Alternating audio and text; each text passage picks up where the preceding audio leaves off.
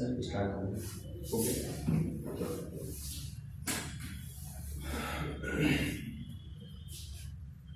Fundamental right जैसे हम लोगों का समझा फंडामेंटल राइट जैसे, और इसमें article 12, article 13 right to equality, right to equality 14 to 18 और फिर right to freedom, right to freedom 19 to 20, 19 to 22। फिर उसके बाद right against exploitation, right against exploitation, शोषण के विरुद्ध अधिकार 23 एंड 24।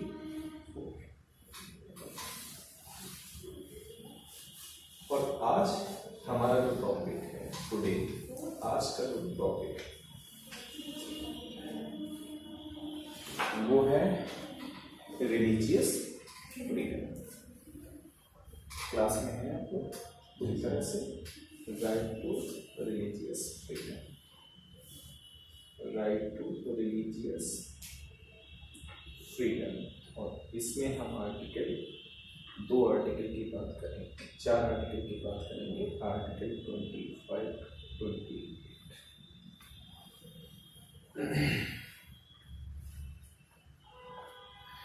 ये डिस्कस हम करें उसके पहले थोड़ा सा आर्टिकल 21 पर और अपने थॉट्स रखेंगे। आर्टिकल 21 पर थोड़ी बात कहने के बाद हम लोग का ये टॉपिक कंप्लीट करेंगे।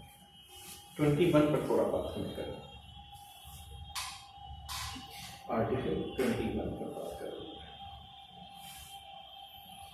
आर्टिकल 21 पर बात करनी है, उसके पहले हम देखें 26 जनवरी 1950।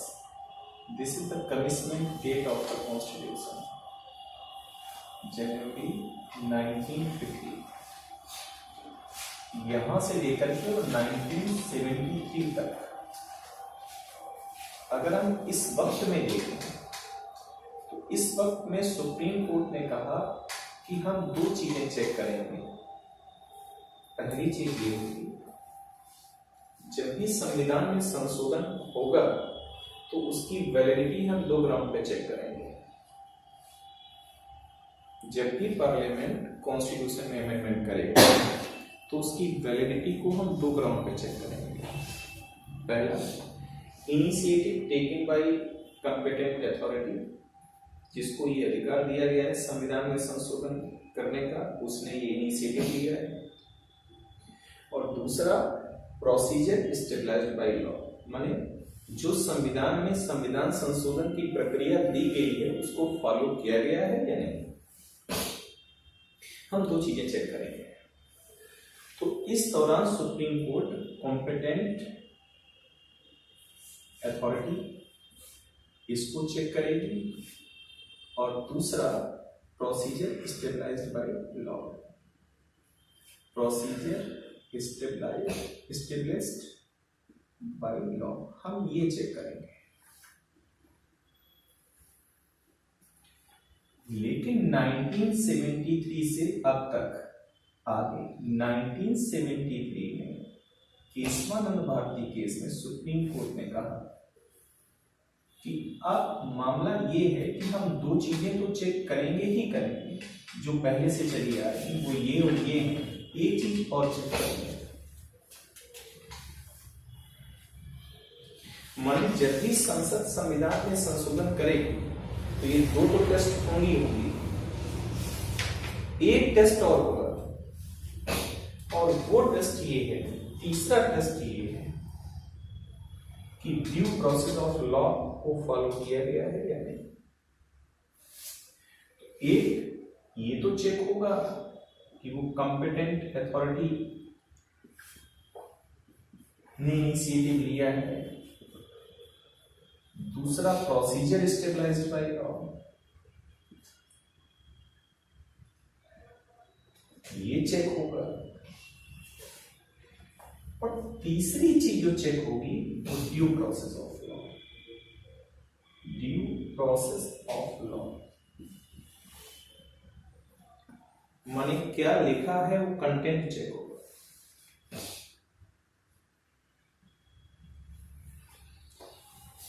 ड्यू प्रोसेस ऑफ लॉ का मतलब है सुप्रीम कोर्ट जो कंटेंट है उसको भी टेस्ट करेगी कि लिखा क्या है।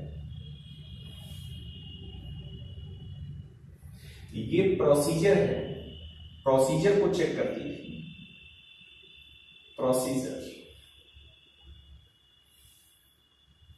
और यहां वाला पॉइंट था अथॉरिटी चेक करेगी कि जिसको संविधान संशोधन का अधिकार दिया गया है वही इनिशिएटिव ले रहा है या नहीं। अब यहां कंटेंट भी चेक होगा, माने जो बिल लाया गया है संविधान संशोधन का उस बिल के अंदर लिखा गया है। ठीक है, ये 1973 से अब तक चला रहा है। और इसी केशवानंद भारती केस, केशवानंद भारती केस में सुप्रीम कोर्ट ने कहा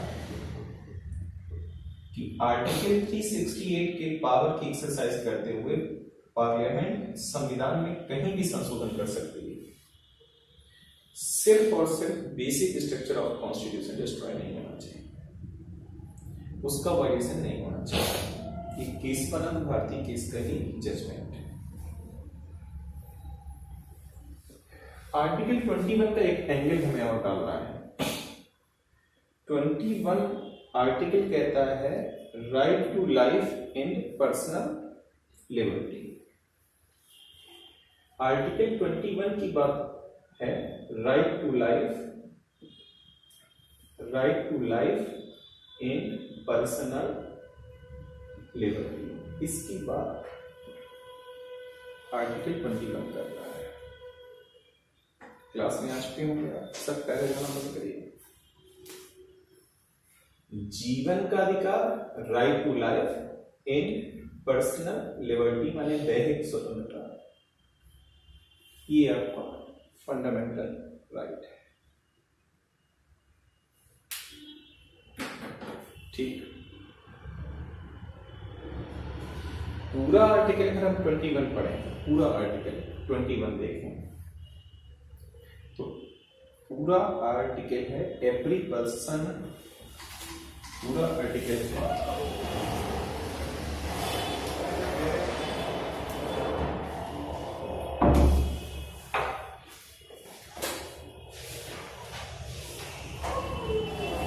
आर्टिकल एज इट इज क्या लिखा हुआ है,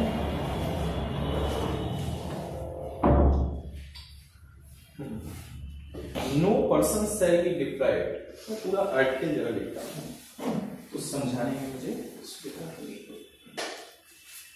आर्टिकल 21 कह रहा है no person shall be deprived, no person shall be deprived, deprived of his life, of his life and life or personal liberty, or personal liberty except according to, except according to procedure established by law, procedure established by law। ये पूरा article है। Life and personal liberty और procedure stabilised by law.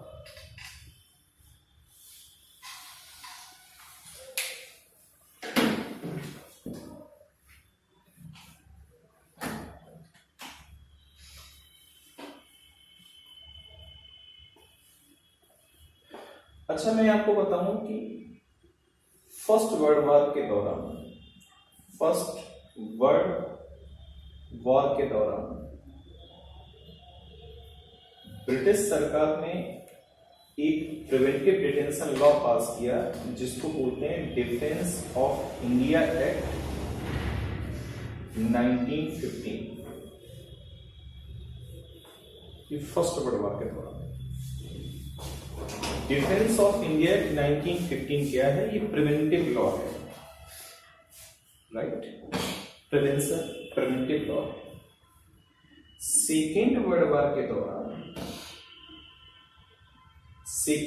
War के दौरान भी उन्होंने पास किया defence of India act 1939। दिक्कत की बात यह थी कि जब 1918 में विश्व युद्ध समाप्त हो गया तो इन्हीं प्रावधानों को अगेन राउलेट एक्ट के माध्यम से लागू किया गया। तो यही डिफेंस ऑफ इंडिया एक्ट के प्रावधान राउलेट एक्ट में डाल दिए गए। इसी का विरोध हुआ, इसी को ब्लैक लॉ कहा गया,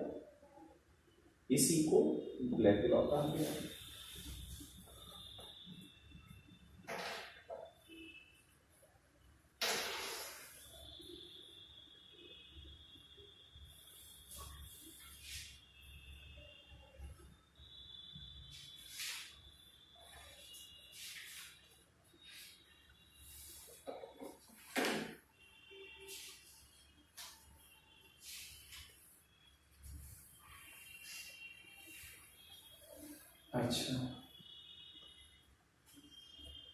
आर्टिकल 13(1) ये कहता है कि पास्ट में ऐसे जितने भी लॉ बनाए गए हैं जो फंडामेंटल राइट के साथ असंगत है वो नल एंड वॉइड होंगे। आर्टिकल 13(2) ये कहा गया है कि जितने भी फंडामेंटल राइट फ्यूचर में बनाए जाएंगे जो फंडामेंटल राइट से असंगत होंगे वो नल एंड वॉइड होंगे। यही बात बताया। तो ये पास्ट की बात कर रहा है और ये फ्यूचर की बात कर रहा है। कह रहा है जितने भी फंडामेंटल राइट से असंगत होंगे वो सारे के सारे लॉ नल एंड वॉइड होंगे। ठीक, ये आपके पास आर्टिकल है 21। अच्छा, ये प्रिवेंटिव लॉज हैं। क्या हुआ जब 15 अगस्त 1947 को हमें आजाद किया गया 1947 को, तो यहां पर हमें आजादी इस शर्त के साथ दी गई कि जब तक हम अपना संविधान बना नहीं लेते हैं तब तक ये देश गवर्नमेंट ऑफ इंडिया एक्ट 1935 के प्रावधानों से चलेगा। और उसके बाद जब हम अपना लॉ बना लेते हैं तो इसको हम समाप्त कर देंगे कॉन्स्टिट्यूशन असेंबली। तो 15 अगस्त 1947 से देश आगे चलेगा जब तक संविधान इंप्लीमेंट नहीं हो जाता तब तक वो इन्हीं प्रावधानों के मुताबिक चलेगा। क्लियर? यही गवर्नमेंट ऑफ इंडिया है, उस वक्त हमारे देश का संविधान था, सुप्रीम लॉ था। एक नाम आता है A.K. गोपाल। इसकी हम थोड़ा सा स्टोरी इस पे चर्चा करेंगे और उस स्टोरी में हम नाम देंगे। स्टोरी, एक स्टोरी ले रहे हैं। A.K. गोपालन एक बहुत बड़ा नाम है, एक कम्युनिस्ट लीडर है एक्चुअली, A.K. गोपालन। तो पहला पॉइंट हम ले रहे हैं A.K. गोपालन एक नाम है, right. Versus state of Madras, ये एक केस को हम डिस्कस करेंगे 1950। A.K. गोपालन वर्सेज स्टेट ऑफ मद्रास, ये केस हम लेंगे, पहला केस।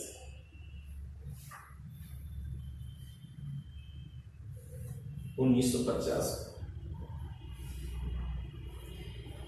तो मैं आपको ये बताना चाहता हूं, पहला पॉइंट, A.K. गोपालन इनको arrested bye Madras government in 1947 under preventive detention law, जो उस वक्त प्रिवेंटिव डिटेंशन लॉ था उसके तहत इनकी गिरफ्तारी कर दी। Under preventive detention law. A K Gopalan बड़ा नाम है। मद्रास सरकार ने, क्योंकि कम्युनिस्ट लीडर थे और इनसे उस राज्य की शांति भंग हो रही थी, तो मद्रास सरकार ने क्या किया, वो अरेस्ट कर दिया, जेल में डाल दिया। ठीक, ये 1947 में जो प्रिवेंटिव डिटेंशन लॉ एग्जिस्ट करते थे उसके मुताबिक इनकी गिरफ्तारी हो गई। संविधान तो अभी नहीं है, बात की कहानी 1947 की। Clear? Constitution came into force 26 जनवरी 1950। क्लियर? कॉन्स्टिट्यूशन जो हमारा संविधान था came into force कब? 26 जनवरी 1950।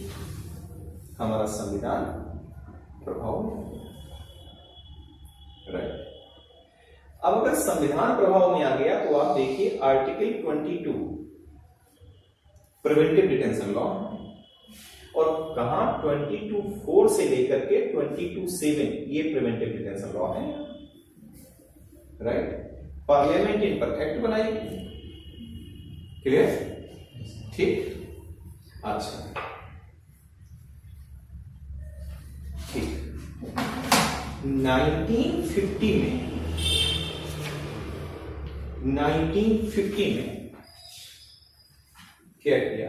केम इनटू फोर्स 26 जनवरी 1950। ठीक, प्रिवेंटिव डिटेंशन लॉ 1950 में बनाए थे, हमारी संविधान सभा के द्वारा बनाया गया। और इस कॉन्स्टिट्यूट असेंबली के इसके ग्राउंड पर क्या किया गया, जो ए.के. गोपालन की अरेस्टिंग है उसको कंटिन्यू कर दिया गया। एक व्यक्ति जो पहले 3 साल से जेल में रहा है, अब वो फिर जेल में है, वो पहले भी प्रिवेंटिव डिटेंशन लॉ थे, वो अंडर द ब्रिटिश रूल थे, अब प्रिवेंटिव डिटेंशन लॉ है, वो by the government of India है। तो इनकी अरेस्टिंग को क्या कर दिया गया? कंटिन्यू कर दिया। ठीक, अब इनकी अरेस्टिंग कंटिन्यू हो गई बाय प्रिवेंटिव डिटेंशन लॉ जो गवर्नमेंट ऑफ इंडिया ने 1950 में बनाया, उसके अंदर कहते इनकी गिरफ्तारी, मतलब जेल में ये अभी भी बने हुए, क्योंकि 1950 में ये एक्ट किसने पास किया गया था?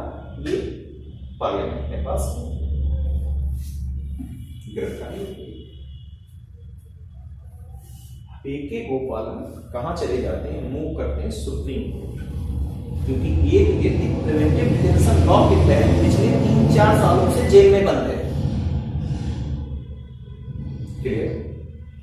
तो नाउ अब क्या होगा?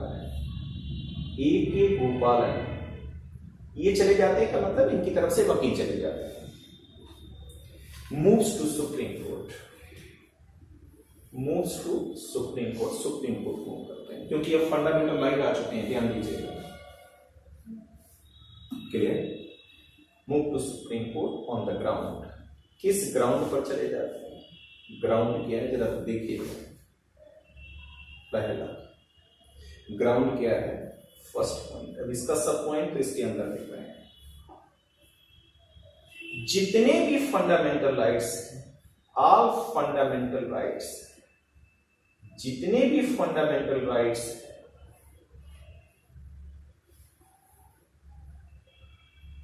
वो ड्यू प्रोसेस ऑफ लॉ की बात कर रहे हैं, ड्यू प्रोसेस ऑफ लॉ की बात कर रहे हैं। और मैं 13(2) का हवाला दे रहा हूं और 13(1) का हवाला दे रहा हूं। ड्यू प्रोसेस ऑफ लॉ माने उनमें कंटेंट ऐसा कुछ भी नहीं होगा जो फंडामेंटल राइट्स को वायलेट करे, हाँ या ना। 13(1)(2) पास्ट और फ्यूचर। ये बात पास्ट की हो रही है और ये बात फ्यूचर की हो रही है। Clear? All fundamental rights due process of law की बात कर रहे हैं और पूरे फंडामेंटलाइट में एक आर्टिकल ऐसा है जो प्रोसीजर स्टेबलाइज्ड बाय लॉ की बात कर रहा है और कहीं ये शब्द कहीं लिखा ही नहीं, राइट? और इन्होंने कहा इन आर्टिकल 21 जो है ये बात कर रहा है किसकी? Procedure stabilised by law, established by law।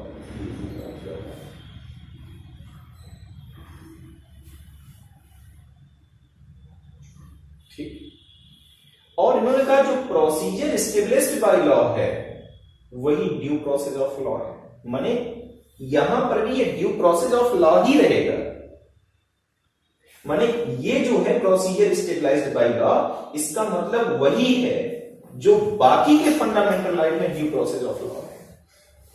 इसका मतलब यही है क्या कि जो ड्यू प्रोसेस ऑफ लॉ है। क्या ये बात समझ पा रहे हैं? उन्होंने कहा सारे fundamental right due process of law की बात कर रहे हैं। ड्यू प्रोसेस ऑफ लॉ का मतलब है अगर ऐसा कोई कंटेंट, ऐसा कोई लॉ जो फंडामेंटल राइट के साथ असंगत है, पास्ट में तो नल एंड वाइड होगा, फ्यूचर में तो नल एंड वाइड होगा, माने कंटेंट चेक किया जाता है। क्या कनेक्ट हो पाएगा? Yes sir. लेकिन एक ऐसा आर्टिकल है procedure stabilised by law, article 21 बात कर रहा है, तो कहा इस आर्टिकल 21 में जो ड्यू प्रोसेस ऑफ लॉ नहीं लिखा गया है 13(1)(2) पूरे फंडामेंटल राइट पे अप्लाई हो रहे हैं। आर्टिकल 21 इनसे छूटा हुआ नहीं है। तो इन्होंने कहा आर्टिकल 21 में जो प्रोसीजर स्टेबलाइज्ड बाय लॉ लिखा है उसका मतलब दरअसल क्या है? Due process of law. क्या ये बात क्लियर हुई? और सारे फंडामेंटल राइट्स एक ग्राउंड उनका ये था और दूसरा ग्राउंड ये था। पहली बात, all fundamental rights due process of law की बात कर रहे हैं और article 21 procedure established by law की बात कर रहा है, वो भी ड्यू प्रोसेस ऑफ लॉ ही है। Clear? Procedure stabilised by law का मतलब विधि द्वारा स्थापित प्रक्रिया। इसको अगर हम हिंदी में देखेंगे, विधि द्वारा स्थापित प्रक्रिया, स्थापित प्रक्रिया, और यहां पे लिखेंगे तो विधि की उचित प्रक्रिया, विधि की उचित प्रक्रिया। ठीक है। दूसरी बात उन्होंने कही, उसके बात कर लेते हैं।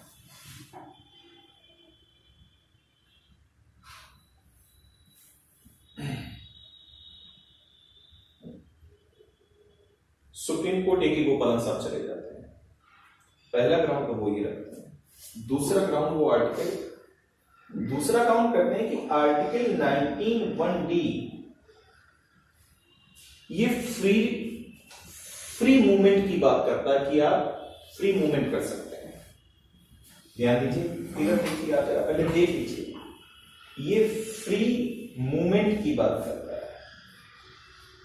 कि भारत के राज्य क्षेत्र में आप फ्रीली मूव कर सकते हैं।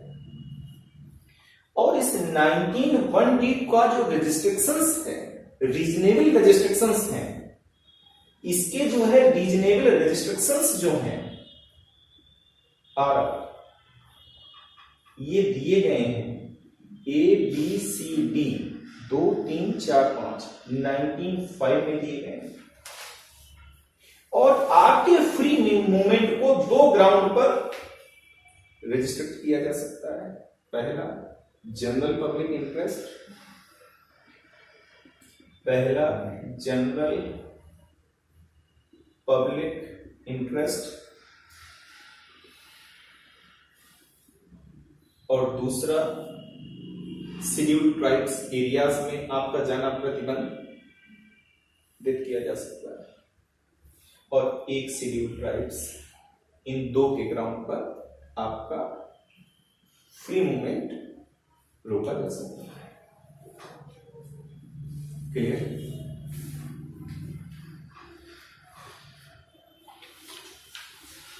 क्लियर?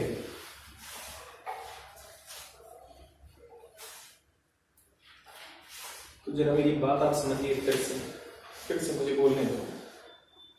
क्या ये आप बात समझ पा रहे हैं कि जितने भी fundamental rights, preventive detention law 1915 में पार्लियामेंट ने बनाया था, पहला प्रिवेंटिव डिटेंशन लॉ, उसी के तहत इनकी गिरफ्तारी को कॉन्टिन्यू कर दिया गया। AK गोपालन, मैं कह क्या रहा हूं जरा सुनिए कि जितने भी फंडामेंटल राइट्स हैं वो सब के सब, उसमें दो चीजें देखने के अलावा कि कॉम्पिटेंट अथॉरिटी और procedure stabilised by law, stabilised by law, ये देखने के अलावा एक चीज और देखी जाएगी, क्या? Due process of law. और ड्यू प्रोसेस ऑफ लॉ का मतलब उसका कंटेंट चेक किया जाएगा, और ऐसे कंटेंट जो 26 जनवरी 1950 के पहले जितने भी लॉ एग्जिस्ट करते थे वो सब नल एंड वॉइड होंगे। और 13(2) कहते हैं कि फ्यूचर में जो भी ऐसे लॉ स्टेट बनाएगा वो सब नल एंड वॉइड होंगे। क्या ये बात समझ पा रहे हैं आप? क्लियर? तो 13(1) और 13(2) ये कहता है, लेकिन यहां प्रोसीजर स्टेबलाइज्ड बाय लिखा है। प्रोसीजर स्टेबलाइज्ड बाय का मतलब प्रोसीजर से चेक की जाएगी, कंटेंट की बात नहीं हो रही है। तो 13(1) और 13(2) तो पूरा फंडामेंटल राइट में है ना, तो आर्टिकल 21 भी उससे छूटा नहीं है। ये कॉन्ट्रडिक्ट हो गया, बात आप समझ पा रहे हैं? तो दो ग्राउंड थे उनके, और इन्होंने सुप्रीम कोर्ट में कहा, इनके वकीलों ने सुप्रीम कोर्ट में कहा कि अगर आपको ये बात समझ में नहीं आ रही है, क्या कि 21 के ग्राउंड, 21 में जो प्रोसीजर स्टेबलाइज्ड बाय लॉ है वो ड्यू प्रोसेस ऑफ लॉ नहीं है, अगर आप ये मानते हैं तो कम से कम 19(1)(b) के ग्राउंड पे मुझे रिहा कर दीजिए, क्योंकि ना तो मेरा जनरल पब्लिक इंटरेस्ट के खिलाफ हम हैं, और ना ही मतलब हमारा एक्शन शेड्यूल्ड ट्राइब मूवमेंट के खिलाफ है, तो भी हमारा मूवमेंट कंट्रोल कर लिया गया है। तो अगर इसके आधार पर ना भी सही तो हमें इसके आधार पर रिहा करिए। बात क्लियर है? क्योंकि अब देश में नया संविधान लागू हो चुका है। तो जो प्रोसीजर स्टेब्लिश्ड बाय लॉ लिखा हुआ, ये कहीं किसी फंडामेंटल राइट में नहीं लिखा है। और 13(1)(2) ये कहते हैं कि जो भी पास्ट में लॉ होंगे और फंडामेंटल राइट के साथ असंगत होंगे, यानी कि उनका कंटेंट चेक किया जाएगा और फंडामेंटल राइट के कंटेंट से मिलाया जाएगा, वो सब रिलेटेड होंगे।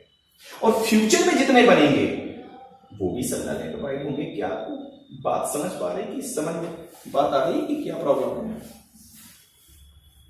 तो अगर आर्टिकल 21 में procedure established by law due process of law के बराबर हो जाएगी, अगर ये ऐसा हो जाए तो AK गोपालन रिहा हो जाएंगे, या ऐसा हो जाए तो AK गोपालन रिहा हो जाएंगे। क्या ये बात आप समझ पाए, कैच कर पाए? ठीक। अच्छा, AK गोपालन सुप्रीम कोर्ट कैसे चले गए? Moves to supreme court, article 32 ये पावर देता है किसी भी व्यक्ति को कि उसके फंडामेंटल राइट्स अगर वायलेट हो रहे हो तो वो सीधा सुप्रीम कोर्ट जा सकता है। और AK गोपालन साहब के फंडामेंटल राइट्स वायलेट हो रहे थे क्योंकि उनको कैद कर दिया गया था, जेल में डाल दिया गया था, तो उनकी पर्सनल लिबर्टी जो है वो प्रभावित हो रही थी, जेल में डाल दिया गया।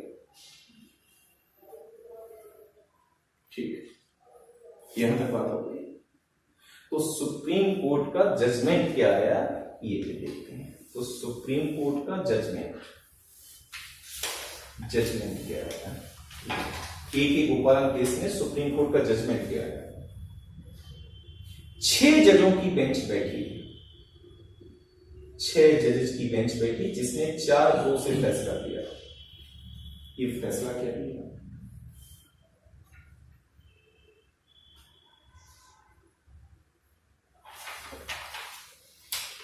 फैसला क्या दिया? अब ध्यान ध्यान दीजिए, ये फैसला, इस फैसले में फर्स्ट पॉइंट उन्होंने कहा procedure stabilised by law, PEL, procedure stabilised by law, law नहीं लॉज है यहाँ का वो, और ड्यू प्रोसेस ऑफ लॉ का वो एक चीज नहीं है, अलग अलग चीज है। क्योंकि एक चीज अगर हो जाती तो प्रॉब्लम ये होती है एक एक गोपालन को रिया करना पड़ जाता है, क्योंकि उसका कंटेंट चेक किया जाता है। पहली बात। दूसरी बात उन्होंने कहा, दूसरी बात, आर्टिकल 21 में DPL, due process of law ही होगा, प्रोसीजर स्टेबलाइज्ड बाय लॉज नहीं होगा। ये कहा, क्या ये बात समझ पा रहे हैं आप?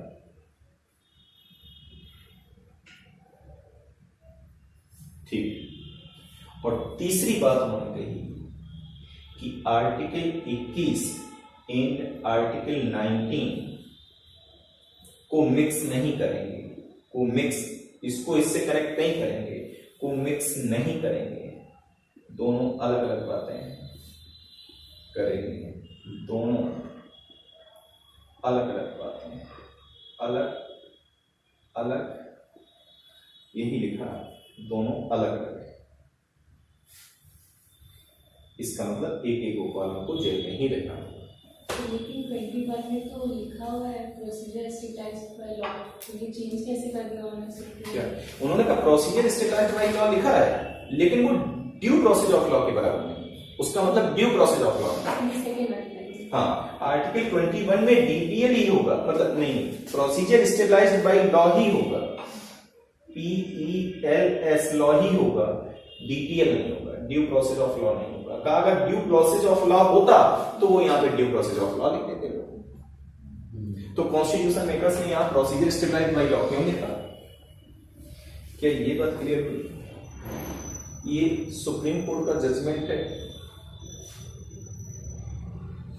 ठीक। तो एक केस हमने जिसका हवाला दिया, वो केस AK गोपालन स्वामी, एक स्टोरी में मैंने आपसे ये डिस्कस किया। अब दूसरी स्टोरी, कहानी दूसरी देखते हैं। आप कैच कर पा रहे हैं कि हम क्या बोल रहे हैं?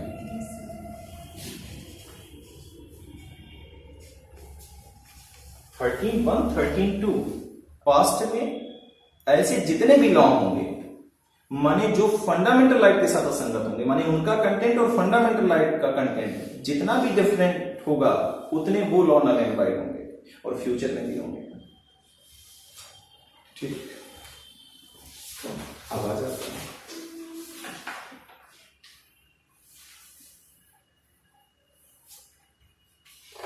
स्टोरी में। दूसरा पार्ट क्या है? Maneka Gandhi case versus union of India, दो केस। दूसरा केस है Maneka Gandhi versus union of India, Maneka Gandhi versus union of India.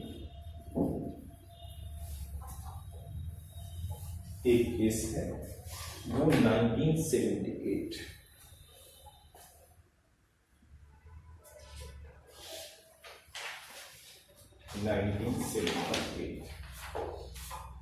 हम इस पर बात करें।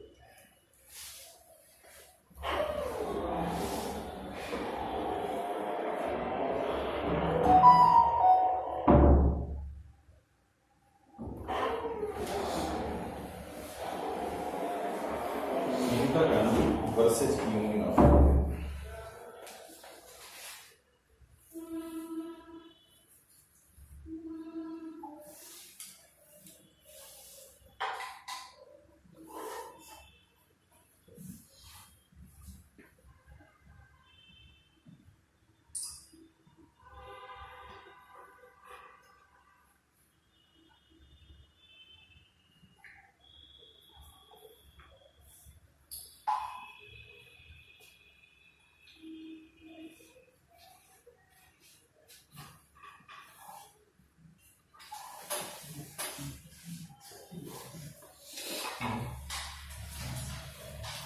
जरा दूसरा केस देखिए।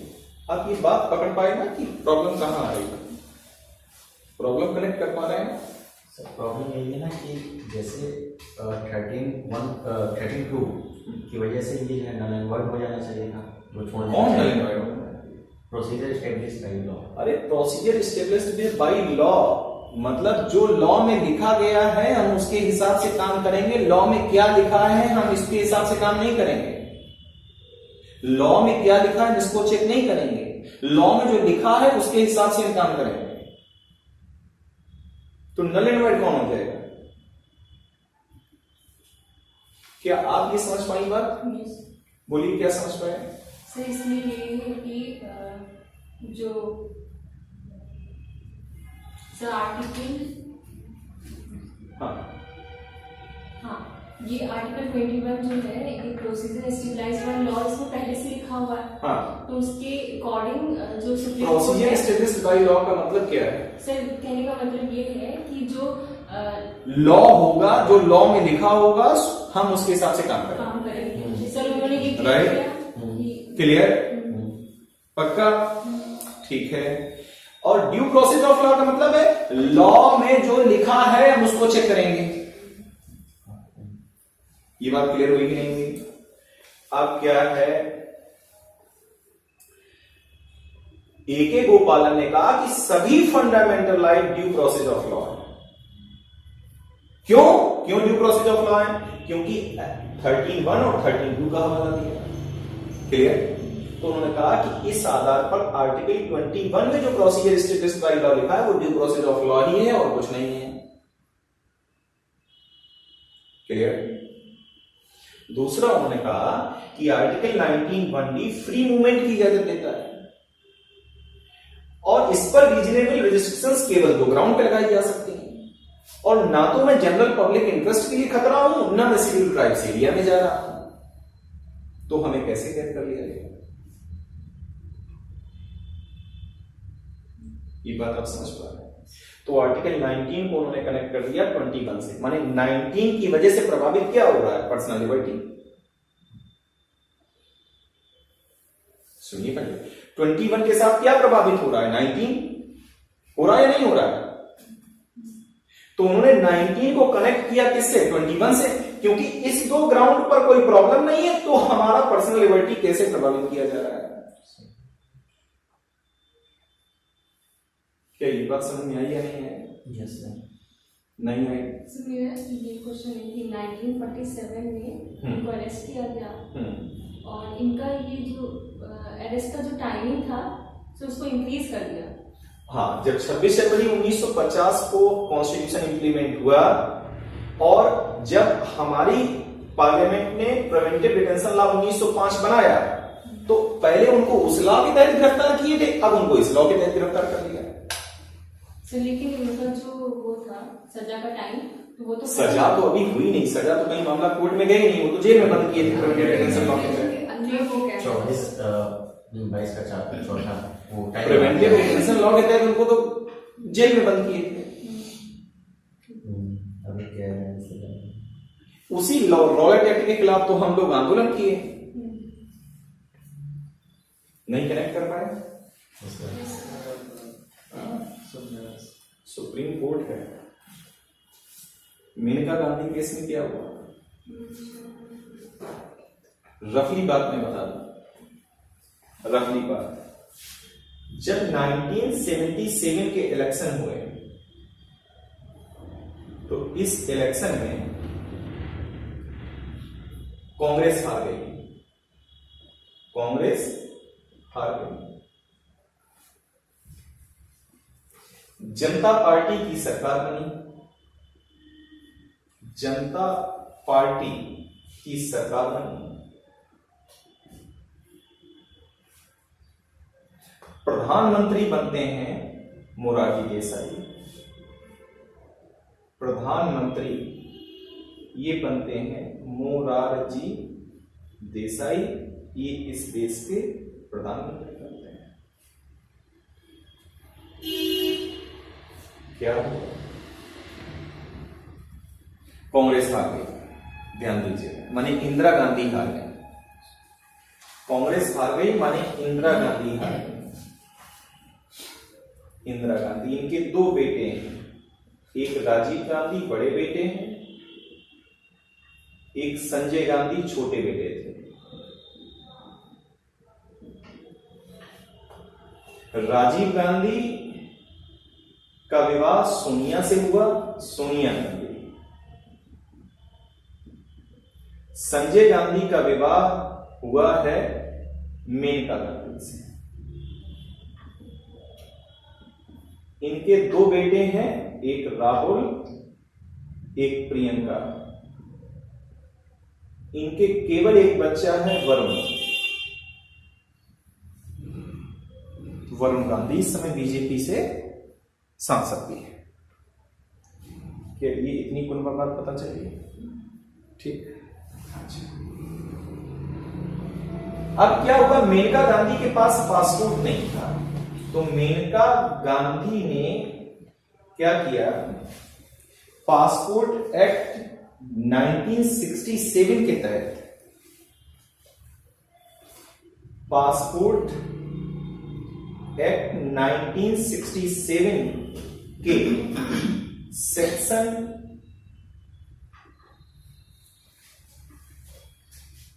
10(3)(c) के तहत पासपोर्ट बनवाया। आज भी आप इसी सेक्शन के तहत पासपोर्ट बनवाते हैं, आपका अधिकार है। ठीक, आज भी यही लॉ है और इसी लॉ के तहत आप पासपोर्ट बनवाने का अधिकार रखते हैं, माने विदेश यात्रा का अधिकार रखते हैं। पासपोर्ट बनवाया। अब क्या किया,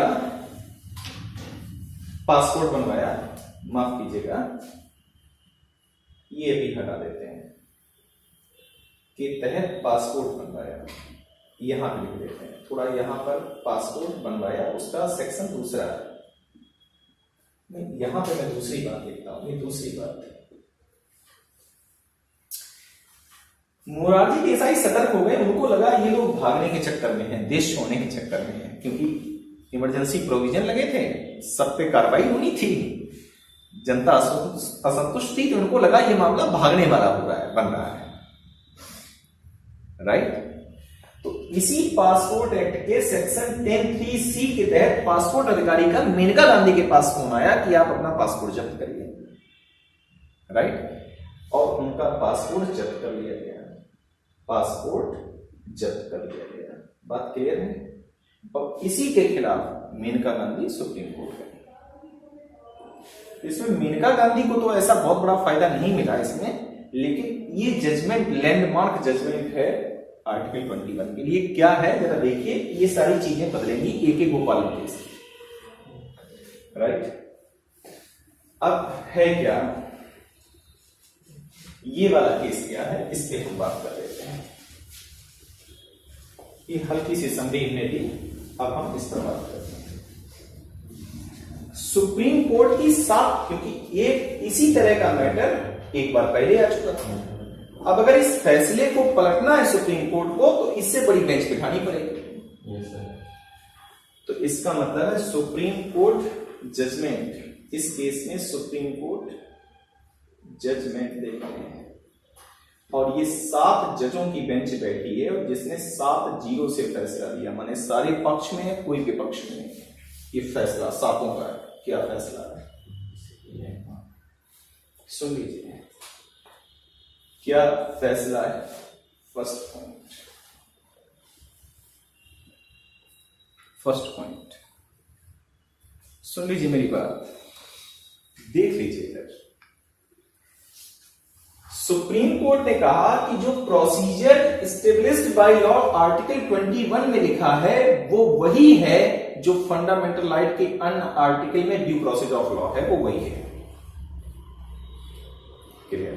माने procedure established by law is equal to due process of law, क्योंकि प्रोसीजर एस्टेब्लिश्ड बाय लॉ किसी फंडामेंटल राइट में नहीं लिखा है। और 13(1), 13(2) कह रहे हैं पास्ट में ऐसा कोई लॉ बना जो फंडामेंटल राइट के साथ असंगत है तो नल एंड वॉइड होगा, फ्यूचर में जो बना पार्लियामेंट बनाएगी वो असंगत है, स्टेट जो बनाएगा वो असंगत है। क्या इतनी बात क्लियर नहीं हो रही? तो इसका मतलब सारे fundamental right due process of law है। तो उनमें केवल एक आर्टिकल 21, वो प्रोसीजर स्टेब्लिश्ड बाय लॉ कैसे होगा? वो प्रोसीजर स्टेब्लिश्ड बाय लॉ वही ड्यू प्रोसेस ऑफ लॉ ही होगा।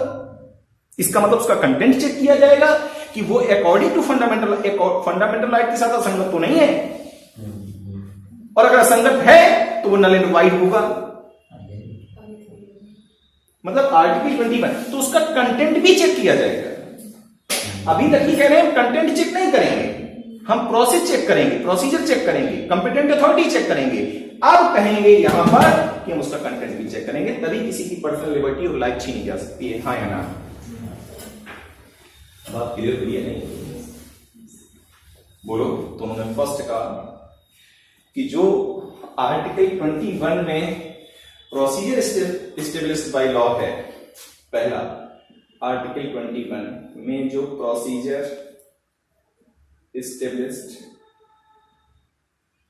बाय लॉ है वो कुछ नहीं है, वो क्या है? ड्यू प्रोसेस ऑफ लॉ है। पहली बात। दूसरी बात, concept of golden triangle. Golden triangle का कॉन्सेप्ट दिया, गोल्डन ट्रायंगल का कॉन्सेप्ट दिया। ये कॉन्सेप्ट क्या है? गोल्डन ट्रायंगल, उन्होंने कहा आर्टिकल 21, आर्टिकल 14 एंड आर्टिकल 19 तीनों एक दूसरे से जुड़े हुए हैं। इसका मतलब 1921 के अंदर है। यहां इन्होंने क्या कहा? Hello hello hello hello hello hello, इसका मतलब है ये आर्टिकल 21 है, ये 19 है। आया ना? ये आर्टिकल क्या है? 21 है, ये आर्टिकल क्या है? 19 है। इन्होंने क्या कहा? ये आर्टिकल 21 है, ये आर्टिकल 19 है। मतलब 1921 के अंदर शामिल है। क्या ये बात क्लियर हुई? बोलो। ठीक। और तीसरी बात, एक बात और कही, right to life means what? उन्होंने कहा राइट टू लाइफ, इसका मतलब क्या है? जीने का अधिकार। जीने का अधिकार, right to life with dignity, सम्मान के साथ। का जीते तो सुअर भी हैं, कौवे भी हैं, लेकिन इंसान सम्मान के साथ जिएगा।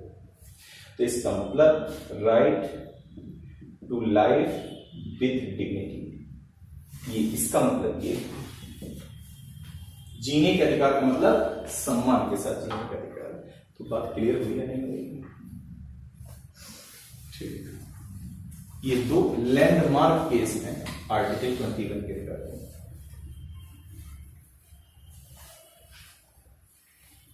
एक ही गोपालन वर्सेस स्टेट ऑफ मद्रास, और दूसरा Maneka Gandhi versus union of India.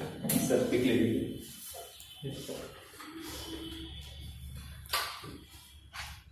न्याय बदलता रहता है। न्याय बदलता रहता है। न्याय बदलता नहीं रहता है। सुप्रीम कोर्ट जब जो ठीक समझती है वैसे जजमेंट देती है। उसने यहां ये ठीक समझा और बाद में सबको बदल दिया, वही बदल ऐसा किया। तो न्याय नहीं बदल रहा है, उसकी मैच्योरिटी लेवल चेंज हो रही है। जैसे ट्रिपल तलाक 1950 से 2019 तक था, तब क्या इलीगल नहीं था? तब भी वो इलीगल था, अनकॉन्स्टिट्यूशनल था। ऐसा थोड़ी सुप्रीम कोर्ट का जजमेंट आने के पहले वो कॉन्स्टिट्यूशनल था।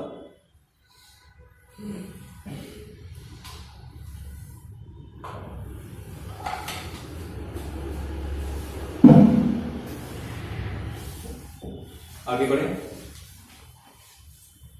ठीक है।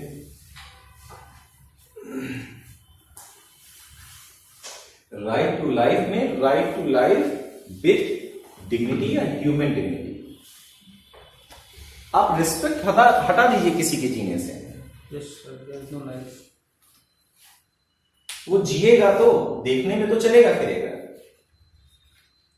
लेकिन वो जिएगा नहीं। स्थिति मृत्यु के समान, बल्कि मृत्यु तो ज्यादा बेहतर है। तो राइट टू लाइफ में right to life with dignity, या right to life with human. तो इसमें क्या था?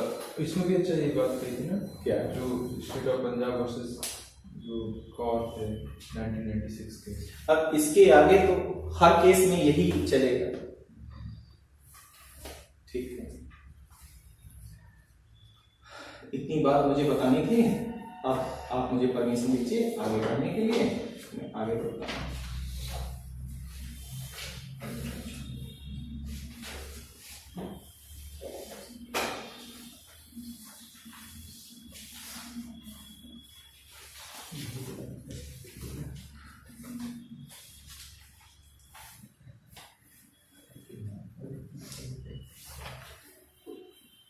अब इसका मतलब क्या हुआ, 13(1) और 13(2) कहां इंपोज होगा, आर्टिकल 21 पर भी होगा। इसके पहले इस वाले जजमेंट में उन्होंने कहा 13(1) इस पे नहीं लगेगा, क्योंकि इसमें उन्होंने लिख दिया है क्या, procedure established by law. Problem इस शब्द को लेकर के आ गई और ये फंडामेंटल राइट के किसी आर्टिकल में नहीं लिखा है।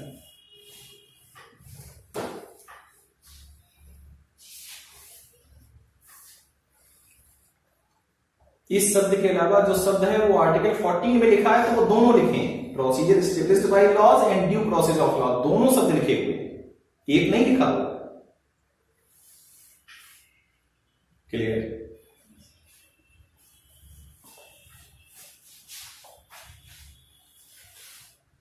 आगे बढ़े, क्या ये बात क्लियर हो गई? अब हम बात कर रहे हैं 25 to 28, right to religious freedom. आप कैसे एंजॉय कर पा रहे हैं राइट? हम बात कर रहे हैं right to religious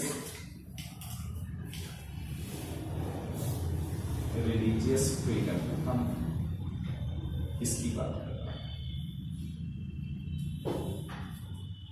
right to religious freedom. और आज हम बात कर रहे हैं आर्टिकल 25 to 28, और ये बात करके बात खत्म हो जाएगी। ये दो इंपॉर्टेंट जजमेंट हैं अंडर आर्टिकल 21, ठीक। अरे इस देश में पता क्या होता था, डॉक्टर के पास आप गए और किसी ने आपको गोली मार दी और आप इलाज के लिए गए, तो पहले डॉक्टर FIR की कॉपी मांगेगा, तब आपका इलाज शुरू करेगा। मुन्ना भाई MBBS एक फिल्म बनी हुई थी इस देश में, तो वो कट करता है कि क्या जरूरी है। बाद में ये सिस्टम बदला, तो अब गाइडलाइंस क्या है कि पहले जीवन जरूरी है। ये सवाल ही नहीं उठता है कि उसको आरोपी है या कुछ, वो कोर्ट तय करेगा। पहले जीवन उसका बचाया जाना चाहिए, फिर आगे की बात। पहले एक्सीडेंट हो जाते थे सड़क पर, लोग उठाते नहीं थे, इसलिए क्योंकि पुलिस टॉर्चर करेगी। आप सुप्रीम कोर्ट की गाइडलाइंस है कि अगर सड़क पर एक्सीडेंट हुआ और किसी ने उसकी मदद की है, तो वो व्यक्ति अब थाने नहीं आएगा, पुलिस उसको उससे समय लेके उसके हिसाब से उससे मिलकर पूछताछ कर लेगी। बात समझ रहे हैं? ठीक है। अभी लिविंग वेल डॉक्यूमेंट्स पे गाइडलाइंस आई है, मतलब परसों ही गाइडलाइंस है। कोई व्यक्ति जीने के अधिकार में सम्मान के साथ मरने का अधिकार भी शामिल है। तो आप अपना लिविंग वेल बना सकते हैं कि अगर आपके पास आप कुछ इस तरह से बीमार हैं कि स्वस्थ होने की संभावनाएं नहीं है, तो फिर लिविंग वेल बना सकते हैं। ये राइट टू लाइफ में क्या शामिल और है? राइट टू लाइफ में right to die with dignity भी शामिल है। जीने के अधिकार में सम्मान के साथ मरने का अधिकार शामिल है। माने इंक्लूड क्या कर रहा है? Right to life include, note कर लीजिएगा, इंक्लूड्स क्या? Right to die with dignity, right to die with dignity, सम्मान के साथ मरने का अधिकार भी शामिल है।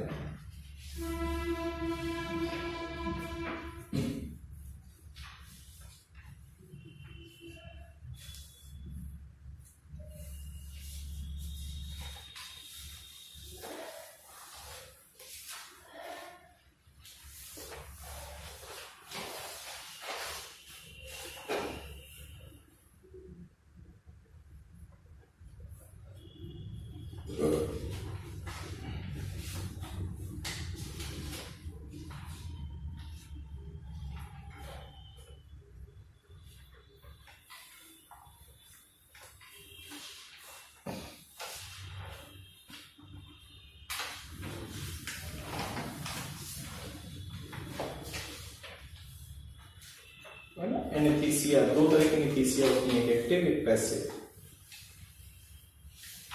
एक एनेस्थीसिया वो होती है कि जिसमें आप लाइफ सपोर्ट सिस्टम जिस पर वो व्यक्ति चल रहा है उसको हटा देते हैं, और एक वो होती है जब आप उसको बाई मेडिसिन मार देते हैं, राइट।